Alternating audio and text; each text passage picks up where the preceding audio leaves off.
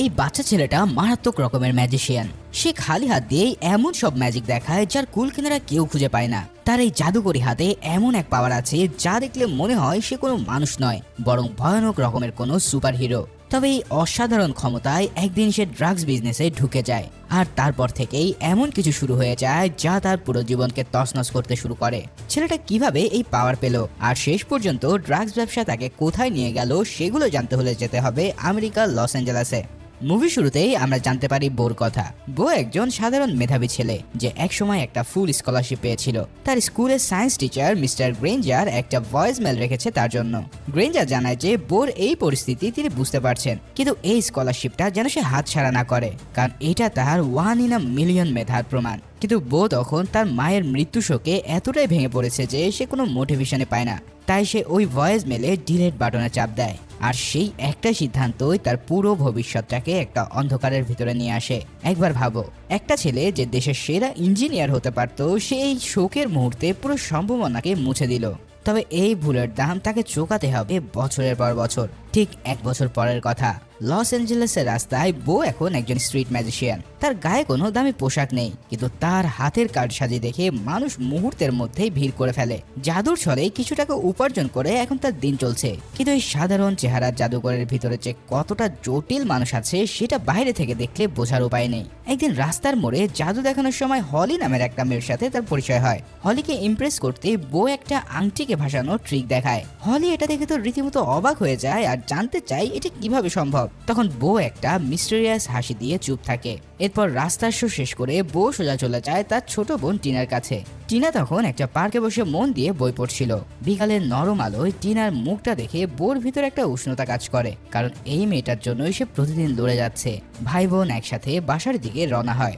বাইরে থেকে দেখলে এটা অনেক সুন্দর দৃশ্য, 2 ভাই বোনের সাধারণ জীবন। কিন্তু বাসায় ঢুকতেই বোর আসল সংগ্রামটা সামনে আসে। বাসায় ফিরে বো সোজা চলে যায় বাথরুমে। আয়নার সামনে দাঁড়িয়ে শার্টের হাতা তুলতে দেখা যায় এক গভীর ক্ষত। বো আসলে কোনো সাধারণ জাদুকর নয়, সে একজন ইঞ্জিনিয়ারিং জিনিয়াস। নিজের হাতের মাংসের ভিতরে সে অপারেশন করে একটা পাওয়ারফুল ইলেকট্রোম্যাগনেট বসিয়ে নিয়েছে, আর এই ডিভাইসের কারণে সে যে কোনো ধাতব বস্তুকে বাতাসে ভাসিয়ে রাখতে পারত। কিন্তু প্রতিদিন এটা ব্যবহার করার ফলে তার হাতের ক্ষতটা ক্রমশই বেড়ে যায়, আর তার হাতের চামড়া টান টান হয়ে যাচ্ছে। এখন ইনফেকশন ঠেকাতে তাকে নিয়মিত অ্যান্টিসেপটিক দিয়ে জায়গাটা পরিষ্কার করতে হয়। এভাবে ক্ষত পরিষ্কার শেষে বো দুটো ডিসচার্জ ব্যাটারি ডাস্টবিনে ফেলে দেয়। তবে এত ব্যথাগুলোকে সে নিজের করে নিয়েছে, কারণ এই ব্যথায় তার এখন একমাত্র সুপার পাওয়ার। এরপর সে টিনার জন্য ডিনার বানাতে শুরু করে। রান্না করতে করতে জানলা দিয়ে বাইরের প্রতিবেশী জর্জিয়াকে দেখতে পায় সে। এই শহরে শুধু রাস্তায় জাদু দেখিয়ে টিকে থাকা যাবে না, এই কথাটা বো ভালো করেই জানে। সে টিনাকে একটা ভালো পরিবেশে রাখতে চায়, তার ভবিষ্যৎ গড়ে দিতে চায়। তবে এই সব কিছু করতে হলে তার প্রচুর টাকার প্রয়োজন, আর সেই টাকার জন্যই বো একটা অন্ধকার পথে পা দিয়েছে। প্রতিবেশী জর্জিয়ার কাছে টিনাকে রেখে সে বেরিয়ে পড়ে রাতের শিফটে। যেই হাত দিয়ে সে মানুষকে জাদু দেখিয়ে হাসায়, সেই হাতই এখন শহরের মাফিয়াদের কাছে ড্রাগস পৌঁছে দেয়। এই ডাবল লাইফটা বো কতদিন টেনে নিয়ে যেতে পারবে সে নিজেও জানে না। যাক, রাত বাড়ার সাথে সাথে লস অ্যাঞ্জেলেসের আলোগুলো চকচক করে ওঠে, কিন্তু সেই আলো নিচের গলিগুলোতে থাকে ঘুটঘুটে অন্ধকার। বোর আজকের গন্তব্য লুনার নাইট ক্লাব। সেখানে গিয়ে লুনার অফিসে ড্রাগসের সাপ্লাই ড্রপ করে সে। কাজ শেষে বের হওয়ার সময় লুনারের কলিগরা তাকে আটকে ধরে। তাদের আবদার বো যেন একটা ম্যাজিক ট্রিক্স দেখিয়ে যায়। বো তখন মুচকি হাসিতে তাদের পকেট থেকে আগে থেকে সরিয়ে নেওয়া মোবাইল আর মানি ব্যাগগুলো একে একে ফিরিয়ে দেয়। এই দৃশ্য দেখে তো সবাই চমকে যায়, কারণ হাত মেলানোর সময় বো এত দক্ষ করে তাদের পকেট সাফ করেছে যে কেউই টের পায়নি। কিন্তু এই মুহূর্তের পরেই আসে এক ভয়ানক বিপদ। বো যখন রাস্তার একটা কোণে নিয়মিত কাস্টমারদের কাছে ড্রাগস বিক্রি করছিল, ঠিক তখনই পুলিশের গাড়ি এসে থামে। সাইরেনের তীক্ষ্ণ শব্দে রাতের নিস্তব্ধতা ভেঙে যায়। কাস্টমাররা উল্টো দিকে দৌড় দেয়, কিন্তু বো নিজেকে আর সরাতে পারে না, যার ফলে সে হাত তুলে পুলিশের নির্দেশ মেনে দাঁড়িয়ে থাকে। পুলিশ অফিসার তাকে পায়ের জুতো থেকে মাথার চুল পর্যন্ত সার্চ করতে থাকে, কিন্তু তারা কোথাও কোনো ড্রাগসই পায় না। অথচ ড্রাগসটা তখনও বোর কাছে ছিল। আসলে সে এই ড্রাগস গুলোকে একটা ধাতব খুঁটি বা পাইপের গায়ে ম্যাগনেটিক ফিল্ড দিয়ে আটকে রেখেছিল, যেটা পুলিশরা ঘুণাক্ষরেও টের পায়নি। এদিকে পুলিশ চলে যাওয়ার পর বো একটা বড় নিঃশ্বাস নেয়। সে বাসায় ফিরে এসে দেখে টিনা ইতিমধ্যে ঘুমিয়ে পড়েছে। সেই নিষ্পাপ মুখটার দিকে তাকিয়ে বোর সব ক্লান্তি যেন মিলিয়ে পেয়ে যায়, কিন্তু মাথার ভিতরে তখনও তার একটা চাপা উদ্বেগ। পরের দিন সকালে রান্নাঘর থেকে ধোঁয়ার গন্ধ আর স্মোক অ্যালার্মের তীব্র আওয়াজে বোর ঘুম ভাঙে। সে গিয়ে দেখতে পায় টিনা ব্রেকফাস্ট বানানোর চেষ্টা করতে গিয়ে গরম পানি ঢেলে ইতিমধ্যে বড় দুর্ঘটনা ঘটিয়ে ফেলেছিল। তখন বউ একটু তাকে বকা দিলেও টিনার মায়াবী মুখ দেখে তার রাগটা গলে যায়। সে প্রমিস করে যে শীঘ্রই তার বোনকে ঠিকঠাক রান্না শেখাবে। এই ছোট্ট ছোট্ট মুহূর্তগুলো যেন বউকে বাঁচিয়ে রাখে, কারণ এগুলো মনে করিয়ে দেয় সে কার জন্য এত কিছু করছে। একটু পর সে নিজের ঘরে যায় আর তার আগের দিনের টাকাগুলো গুছিয়ে রাখার সময় সে হলি নামের ওই মেয়েটার একটা চিরকুট পায়। সেই চিরকুটে হলির নাম্বারটা দেখে বউর মুখে একটা আলাদা হাসি আসে। সে এবার সেই মোবাইলে একটা টেক্সট পাঠায়। এরপর বউ রওনা দেয় তার মেন সাপ্লায়ার অ্যাঞ্জেলোর কাছে। অ্যাঞ্জেলো বউর কাছে বেশ খুশি, এমনকি সে চায় বউকে দিয়ে সে এই ব্যবসার ভবিষ্যৎ গড়তে। এদিকে বউ তাকে জানিয়েছে যে আজ সে তার ফার্স্ট ডেটে যাচ্ছে।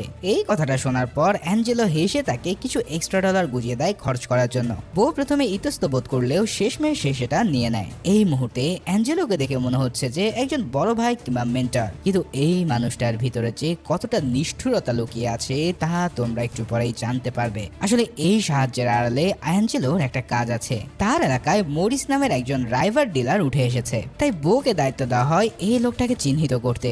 সেই রাতে বউ একটা নাইট ক্লাবে গিয়ে সন্দেহভাজন লোকটার উপরে নজর রাখে। সে তার জাদুকরী দক্ষতা দিয়ে ওই লোকটার স্মার্টফোন কয়েক সেকেন্ডে হাতিয়ে নেয়। এবার ফোন চেক করতেই সেই নামটা বেরিয়ে আসে, যেটা ছিল মরিস। বউ সাথে সাথে অ্যাঞ্জেলোকে জানায় যে মরিস তার এলাকায় নতুন ড্রাগসের ব্যবসা করছে।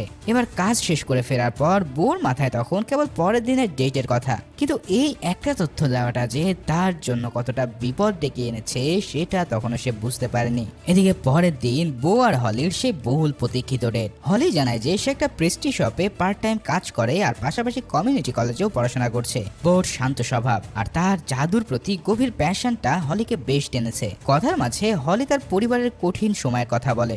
সে জানায় কিভাবে তার বাবা চলে গেছে আর মা মদ্যপ হয়ে সারাটা দিন কাটায়। বউ তখন নিজের কথা খুলে বলে, মায়ের মৃত্যু, টিনার দায়িত্ব আর প্রতিদিনে সেই অদৃশ্য যুদ্ধের কথা। টিনাকে একটা ভালো জীবন দেওয়াটাই তার একমাত্র লক্ষ্য।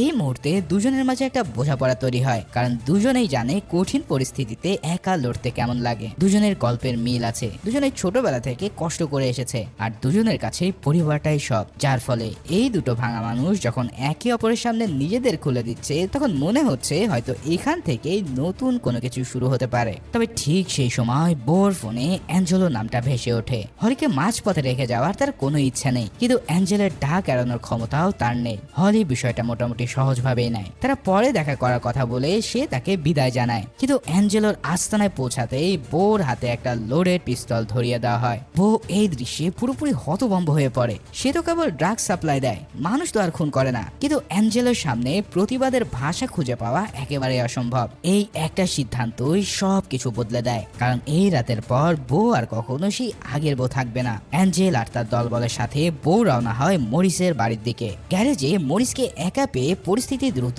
অস্থির হয়ে ওঠে। তল্লাশির সময় একজন বউকে আক্রমণ করলে ভয়ে তার হাত থেকে পিস্তলটা পড়ে যায়। অ্যাঞ্জেলোর লোকেরা কোনোভাবে তাকে বাঁচিয়ে নেয়। সেখানে মরিসের সাথে অ্যাঞ্জেলোর মুখোমুখি দেখে বউর হাত পা ঠান্ডা হয়ে আসছিল। অ্যাঞ্জেলো এখানে সাফ জানিয়ে দেয়, হয় মরিস শহর ছাড়বে নয়তো অ্যাঞ্জেলোর অধীনে কাজ করবে। এই প্রথমবার বউ বুঝতে পারে ঠিক কোন ধরনের মানুষের পাল্লায় সে পড়ে গেছে। বাসায় ফিরে জর্জের সাথে সে সব কথা শেয়ার করে। জর্জি এসব শুনে প্রচন্ড উদ্বেগ হয়ে পড়ে, কিন্তু তার কাছে কোনো সমাধান নেই। পরের দিনগুলো বউর জন্য একটা ক্লান্তিকর রুটিনে পরিণত হয়। দিনের বেলায় রাস্তায় জাদু দেখিয়ে কিছু ডলার সে আয় করে, আর রাতের বেলা সে কাটায় অ্যাঞ্জেলোর ড্রাগ সাপ্লাই দেওয়াতে। এরই মাঝে হলির ফোন আসে। বউ তাকে পরের দিন রাতে বাসায় ডিনারে দাওয়াত দেয়। সেখানে জর্জি আর টিনার সাথে হলির প্রথম দেখা হয়। ডিনারের সময় টিনা সরাসরি জিজ্ঞেস করে ফেলে হলি কি বোর গার্লফ্রেন্ড কিনা। হলির লাজুক হাসি আর বোর অপ্রস্তুত চেহারা দেখে বোঝা যাচ্ছিল দুজনের মধ্যে একটা টান তৈরি হয়েছে। সেই রাতে চারজন মিলে একটা ছোট্ট টেবিলে বসে খাওয়ার সময় মনে হচ্ছিল যে এটাই হয়তো বোর স্বাভাবিক জীবন, কিন্তু এই সুখের আড়ালে যে অন্ধকার ধেয়ে আসছে সেটা কেউই টের পাচ্ছিল না। ঠিক সেই মুহূর্তে হঠাৎ দরজায় কলিং বেল বাজে। বউ দরজা খুলে দিতে দেখেছে সেখানে দাঁড়িয়ে আছে অ্যাঞ্জেলো। তার পিছনে দুজন লোক যাদের মুখে কোনো হাসি নেই। ড্রয়িং রুমে ঢুকে টিনা আর হলির সাথে কথা বলছিল সেই ড্রাগ লর্ড। সে কথা বলছিল একদম স্বাভাবিক ভঙ্গিতে, যেন পুরাতন বন্ধুর বাসায় সে বেড়াতে এসেছে। তবে এই সব কিছু দেখে বউ বুঝতে পারছে যে এটা একটা কোনো অঘোষিত হুমকি। অ্যাঞ্জেলো বউকে বাইরে নিয়ে জানায় মরিস এখনো তার কথা শুনছে না, তাই আজ রাতেই একটা মীমাংসার দরকার। যার ফলে নিরুপায় হয়ে বউ আবারও তাদের গাড়িতে উঠে পড়ে। এবার তারা মরিসকে একটা ক্লাব থেকে কিডন্যাপ করে অ্যাঞ্জেলোর গোপন আস্তানায় নিয়ে যায়। সেখানে শুরু হয় প্রচন্ড নির্যাতন। এরপর অ্যাঞ্জেলো বোর হাতে একটা ধারালো ছুরি দেয় আর তাকে নির্দেশ দেয় মরিসের হাতটা কেটে ফেলতে। এমন দৃশ্য দেখে বো তো পুরোই হতভম্ব হয়ে যায়। সে এবার কাঁদতে শুরু করে, কেননা বো কেবলই একজন জাদুকর, সে এরকম মানুষের ক্ষতি করতে পারবে না। কিন্তু অ্যাঞ্জেলো ঠান্ডা গলায় জানায়, হয় মরিসের হাত কাটতে হবে, না হলে অ্যাঞ্জেলোই বোর হাত কেটে ফেলবে। আর তার হাত না থাকলেও সে কোনোদিন জাদুও করতে পারবে না। এই সব কথা শুনে প্রাণের ভয়ে আর টিনার মুখ মনে করে কাঁপতে কাঁপতে সে ওই কাজটা সেরে ফেলে। মরিসের আর্তনাদ পুরো ঘরে ছড়িয়ে যায়। ঠিক সেই মুহূর্তে বো নিজের হাতের দিকে তাকায়, তার হাত আজ রক্তাক্ত। এইটা দেখে তার যেন নিজেকেই বিশ্বাস করতে পারছে না। এই সিনটা দেখে আমার রীতিমতো গায়ে কাটা দিয়ে উঠেছিল, কারণ এখানে বো কোনো ভিলেন ছিল না, সে কেবলই একটা সিস্টেমের ফাঁদে আটকা পড়েছে। যাই হোক, কাজ শেষে অ্যাঞ্জেলো তাকে 1 কেজি পিওর ড্রাগস পুরস্কার হিসেবে দেয় আর জানায় পুরোটাই বিক্রি করে সে যেন সব টাকা রেখে দেয়। এরপর বাসায় ফিরে এসে বো দেখতে পায় হলি সোফায় ঘুমিয়ে আছে। হলির মুখে তখন একটা শান্তির ঘুম, আর বো তখন নিজের অপরাধ বোধ নিয়ে অনেকক্ষণ দাঁড়িয়ে থাকে। ঘরের ভিতরের এমন নিস্তব্ধতায় বো ভিতর থেকে ভেঙে পড়ে। এরপর সে কিছু না বলেই বাথরুমে চলে যায় আর কলের পানিতে নিজের হাত ধুয়ে নেয়। বাসায় ফেরার পরে বোর মাথায় একটা পরিকল্পনা আসে। অ্যাঞ্জেলোর কাছ থেকে তাকে মুক্তি পেতে হলে তার পাওনা মিটিয়ে এই শহর থেকে তাকে চিরতরে সরে যেতে হবে। কিন্তু এত টাকা সে কোথা থেকে পাবে? তখন বো একটা ঝুঁকিপূর্ণ আইডিয়া বের করে। সে প্ল্যান করে যে বাজার থেকে একটা বেকিং সোডার প্যাকেট কিনে এনে অ্যাঞ্জেলোর দেওয়া পিওর ড্রাগস এর সাথে মিশিয়ে পরিমাণ দ্বিগুণ করে সে বিক্রি করবে। তবে এই পরিকল্পনায় জর্জি তাকে বারবার সাবধান করে, কেন অ্যাঞ্জেলো যদি একবার জানতে পারে তাহলে বউকে সে বাঁচতে দেবে না। কিন্তু বউর হাতে এখন আর কিচ্ছু করার নেই। সে ইতিমধ্যে যেই বিপদে পড়েছে তার থেকে বের হওয়ার তার কোনো রাস্তাও নেই। কিন্তু জর্জের চোখে ভয় দেখে বউ একটু থমকে যায়। কিন্তু তারপরেও টিনার কথা মাথায় আসতে সে আবারও সামনে এগিয়ে আসে। সেই রাতে সেই ড্রাগস গুলো বিক্রি করে দেয়। তবে বাসায় ফিরে এসে দেখতে পায় হলি দরজার সামনে বসে কাঁদছে। হলির মা আসলে মদ্যপ অবস্থায় তাকে মারধর করে বাসা থেকে বের করে দিয়েছে। বউ তখন তাকে ভিতরে নিয়ে যায়, চুপচাপ চা বানিয়ে দেয় আর কোনো প্রশ্ন না করে তার পাশে বসে থাকে। পরের দিন সকালে হলি হঠাৎ বোর হাতের সেই ক্ষতটা ডিভাইসটা দেখে ফেলে। এরপর সে শিউরে উঠে জানতে চায় এটা কি। ঠিক সেই সময় বউ তার সব কথা খুলে বলে। সে তখন জানায় একজন ইতালিয়ান জাদুকরের কথা। সেই জাদুকর নিজের হাত ছিদ্র করেছিল শুধু একটা অসাধারণ ট্রিক্স দেখানোর জন্য। আসলে ওই জাদুকর তার নিজের হাতে ছুরি ঢুকিয়ে এফোর ওফর করে দিতে পারত। কিন্তু এটা সবাই ম্যাজিক ভাবলেও এর পিছনে ছিল এক করুণ রহস্য। সে কেবল ওই ম্যাজিক দেখানোর জন্য তার হাত আগে থেকে ফুটো করে রেখেছিল। ফলে সবাই এটাকে ম্যাজিক ভাবলেও সেটা ছিল তার ডার্ক সিক্রেট। এই সব কথাবার্তা বলে বউ জানায় যে সবাই যা করতে পারে সেটা সাধারণ জাদু, আর যা কেউই কল্পনাও করতে পারে না সেটাই হচ্ছে রিয়েল ম্যাজিক। হলি এই ব্যাখ্যায় সন্তুষ্ট হয়, কিন্তু এই মেয়েটার জন্য কষ্ট হচ্ছে, কারণ সে আসলে বুঝতে পারছে না তার সামনে সত্যটা কতটা জটিল। পরের রাতটা বউর জন্য শুরু হয় অ্যাঞ্জেলোর হঠাৎ একটা ফোন কলে। ফোন ধরতেই কণ্ঠস্বর শুনে বউ বুঝে যায় কিছু একটা হয়েছে। অ্যাঞ্জেলোর আস্তানায় পৌঁছাতে চারিপাশে গার্ডদের ভঙ্গি দেখে বউর বুকটা ধক করে ওঠে। অ্যাঞ্জেলো কোনো কথা না বলেই সরাসরি বউকে একটা ঘুষি মারে, আর এই এক ঘুষি খেয়ে সে মেঝেতে পড়ে যায়। আসলে ড্রাগসে ভেজাল মেশানোর খবর অ্যাঞ্জেলোর কানে পৌঁছে গেছে। বউ প্রথমে অস্বীকার করার চেষ্টা করলেও অ্যাঞ্জেলোর খুনি চোখের সামনে তার মিথ্যা ধরে রাখা সম্ভব হয় না। মেঝেতে পড়ে থেকে বউ বুঝতে পারে যে আজ হয়তো তার শেষ দিন। অ্যাঞ্জেলো তার পিস্তল বউর দিকে তাক করে এবং জানায় সে তার কাছে 15,000 টাকা পায়, কিন্তু এই ভুলের কারণে এখন তাকে $45,000 দিতে হবে। আর এই 45,000 দেওয়ার সময় মাত্র 7 দিন। এই সময়ের মধ্যে যদি টাকা না পৌঁছায় তাহলে বউ এবং তার বোন টিনার লাশ এই শহরে খুঁজে পাওয়া যাবে না। এই কথা শুনে বউর পার নিচ থেকে মাটি সরে যায়। সে কিভাবে এত অল্প সময়ে এত টাকা ম্যানেজ করবে? কিন্তু তারপরেও সে ফ্যাকাশে মুখে বাসায় ফিরে আসে। আর ঠিক সেই সময় তার কাছে হলিও ফিরে আসে। বউকে সে ভেঙে পড়তে দেখে হলি তাকে ছেড়ে না গিয়ে পাশে থাকে। হলির পরামর্শে বউ তার সব দামি জিনিসপত্র বিক্রি করে দেয় আর শহরের নানা জায়গায় জাদুর শো করে টাকা জমাতে শুরু করে। প্রত্যেকটা শো শেষে সে গুনতে থাকে যে কত হলো, কিন্তু দেখা যায় $45,000 কাছাকাছিও সে এখনো পৌঁছাতে পারেনি। এদিকে তারা ব্যাংক লোনের জন্য চেষ্টা করতে থাকে, কিন্তু কোনো ক্রেডিট স্কোর না থাকায় তারা সরাসরি প্রত্যাখ্যিত হয়। অন্যদিকে টিনার মলিন মুখ আর হলির হাতে জমানো $900 দেখে বউয়ের মনে অপরাধবোধ চাপতে থাকে। ইতিমধ্যে 7 দিন শেষ শেষ হয়ে গেছে, কিন্তু তার হাতে রয়েছে মাত্র $35,000। এখনো তাদের $10,000 বাকি, আর হাতে রয়েছে মাত্র একটা রাত। এই কাজে যদি তারা ব্যর্থ হয় তবে বো আর টিনা দুজনেই শেষ হয়ে যাবে। এই মুহূর্তে সে কি করতে পারে? বো তখন ঠিক সেই কাজটাই বেছে নেয় যেটা সে সবচেয়ে ভালো পারে। সে একটা মারাত্মক প্ল্যান করে, আর সেই প্ল্যান অনুসারে লুনা লাইট ক্লাবে ড্রাগ সাপ্লাই দেওয়ার উসিলায় সে ভিতরে ঢোকে। ক্লাবের ভিতরে তখন চলছে ডার্ক মিউজিক, আর সেখানে সবাই নাচ গান করতে ব্যস্ত।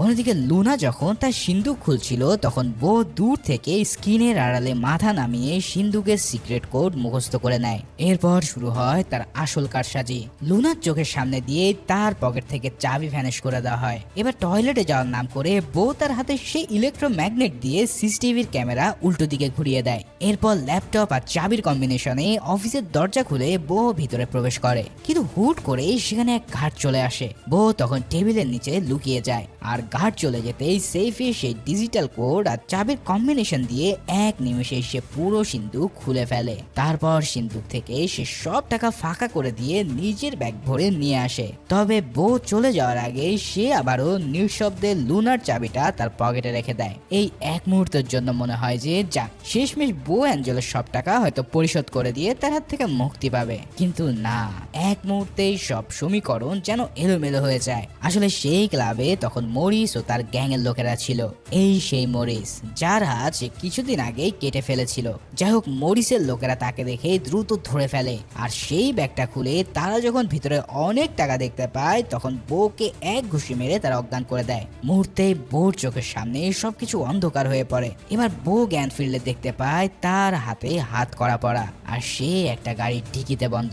জাদু করে সব জারি জড়ি যেন এক নিমিষে ধুলোয় মিশে গেছে। আসলে মরিস তাকে এখানে মেরে ফেলার একটা প্ল্যান করেছে। তবে ঠিক সেই মুহূর্তে বো তার হাতের ইলেকট্রোম্যাগনেটটাকে কাজে লাগায়। একটা সূক্ষ্ম কম্পন আর হাই ভোল্টেজ ম্যাগনেটিক ফিল্ড তৈরি করে মুহূর্তের মধ্যেই সে হাত করাটা খুলে ফেলে। এরপর কোনো মতে ট্রাঙ্কটা খুলে বো ওখান থেকে এক দৌড়ে পালিয়ে নিজের বাড়ির দিকে রওনা দেয়। তবে সে জানতো না যে বাড়িতে তার জন্য কত বড় সারপ্রাইজ অপেক্ষা করছে। সে বাড়িতে গিয়ে দেখে যে পুরো ঘর একদম লন্ডভন্ড। অ্যাঞ্জেলো তার সবকিছু তছনছ করে দিয়েছে। ঠিক সেই মুহূর্তেই অ্যাঞ্জেলো কল করে বলে যে বোর সময় শেষ, আর এখন তাকে আগের টাকার সাথে আরো $5,000 জরিমানা দিতে হবে। বো বুঝতে পারে জর্জি আর হলির সাহায্যে এখন গা ঢাকা দেওয়া ছাড়া আর কোনো অপশন তার বাকি নেই। তাই পরের দিন সকালে টিনাকে স্কুলে ড্রপ করে দিয়ে বো যখন হলির সাথে কথা বলছিল ঠিক তখনই হলি তাকে এই শহর অর্থাৎ লস অ্যাঞ্জেলাস ছেড়ে যাওয়ার প্রস্তাব দেয়। কিন্তু দুর্ভাগ্য যেন বোর পিছু ছুটছিল না।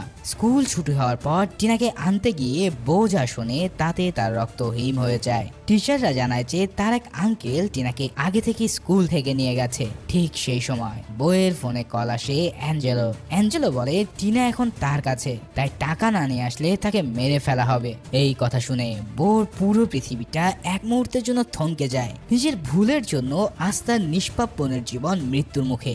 এই কথা ভেবে সে পাগলের মতো ছুটে যায় তার পুরাতন স্কুল টিচার মিস্টার গ্রিঞ্জারের বাসায়। এই গ্রিঞ্জারকেই আমরা মুভির শুরুতে বোকে মেসেজ দিতে দেখেছিলাম। এবার গ্রিঞ্জার বোর হাতের সেই বিপজ্জনক ডিভাইস দেখে একদম শকড হয়ে যায়, কিন্তু বোর অসহায়িত্ব দেখে সে তাকে সাহায্য করার জন্য রাজি হয়। গ্রিঞ্জার বোকে সাজেস্ট করে বড় কোনো ব্যাটারি আর একটা ফিডব্যাক অক্সিলেটর ইউজ করে ডিভাইসের আউটপুট বা পাওয়ারকে কয়েক গুণ বাড়িয়ে নেওয়া সম্ভব। আর এটা বাড়িয়ে নিতে পারলে সে গাড়ি থেকে শুরু করে যে কোনো বড় ভারী জিনিসকেও সে মুহূর্তে সরিয়ে দিতে পারবে। সব কথা শুনে বো বুঝতে পারে যে এই আপগ্রেড ম্যাগনেটিক পাওয়ারই এখন তার একমাত্র হাতিয়ার, যা দিয়ে সে খুব সহজে যে কোনো বড় লোহার মেটালকেও নিয়ন্ত্রণ করতে পারবে। এই সব কথা চিন্তা করে সে বুঝতে পারে এবার লড়াই হবে জাদুকর আর মাফিয়ার মধ্যে।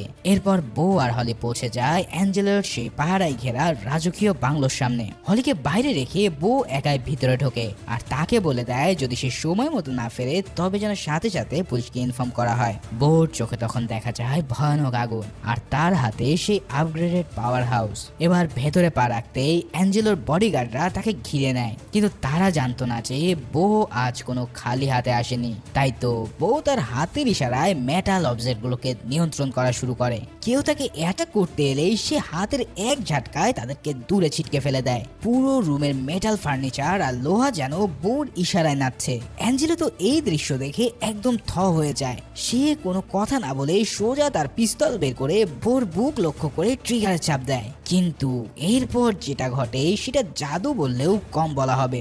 সেই বুলেট বোর বুকের কয়েক ইঞ্চি দূরে এসে বাতাসের মধ্যে স্থির হয়ে যায়। তার মানে কি তোমরা বুঝতে পারছো? আসলে বো তার ম্যাগনেটিক পাওয়ার দিয়ে বুলেটকে পর্যন্ত নিয়ন্ত্রণ করে ফেলেছে। এইটা দেখে অ্যাঞ্জেলো এবার প্রচন্ড ভয় পেয়ে যায়। সে জীবনেও এমন কোনো সিন দেখেনি যেখানে মানুষ হাত দিয়ে গুলি থামাতে পারে। বো এবার সেই বুলেটটাকে নিজের কন্ট্রোলে নিয়ে ধীরে ধীরে তা ঘুরিয়ে দেয় এবং সরাসরি তা অ্যাঞ্জেলের কপালের দিকে তাক করে। প্রাণ ভয়ে কাঁপতে থাকে অ্যাঞ্জেলো তখন একদম বিড়ালের মতো নরম হয়ে যায়। সে স্বীকার করে নেয় যে টিনা তার এক আত্মীয়র বাসায় সেফ আছে। তখন বো তাকে তার পাওনা আসল $15,000 ছুড়ে দিয়ে বলে, তোর সাথে আমার ডিল এখানেই শেষ, আজকের পর থেকে তুই আর আমাকে ডিস্টার্ব করবি না। এরপর বো দ্রুত টিনাকে উদ্ধার করে এবং তাকে নিয়ে গাড়িতে উঠে পড়ে। ড্রাইভিং সিটে বসে বো আর নিজেকে সামলাতে পারে না। এতদিনের অসহ্য যন্ত্রণা, ভয় আর টেনশন এখন কান্নায় পরিণত হয়। তার ইমোশনাল ব্রেকডাউন দেখে টিনা আর হলি তাকে বুকে জড়িয়ে ধরে। এক জাদুঘরের জীবনের সবচেয়ে বড় পাজেল আজ সমাধান হলো।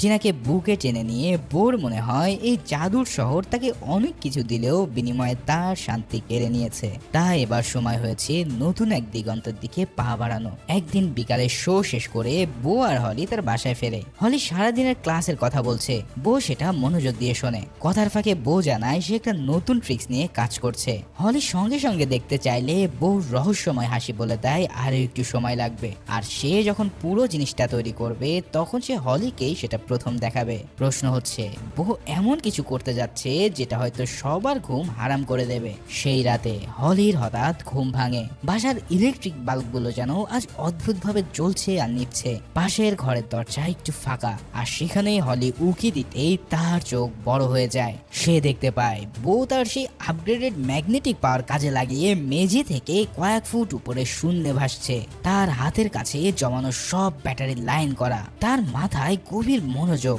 আর ঠোঁটের কোণে সেই সুপরিচিত হাসি। ঘরের বাতিগুলো একটু একটু করে কমে আসছে, আর সেই আবসা আলোয় বোর ভাসমান শরীরটা দেখে মনে হচ্ছে যেন ফিজিক্সের সব নিয়ম এখন ছুটি নিয়েছে। ঠিক এমনই এক রহস্যময় সিনের মধ্যে দিয়ে এই মুভিটা এখানেই শেষ হয়।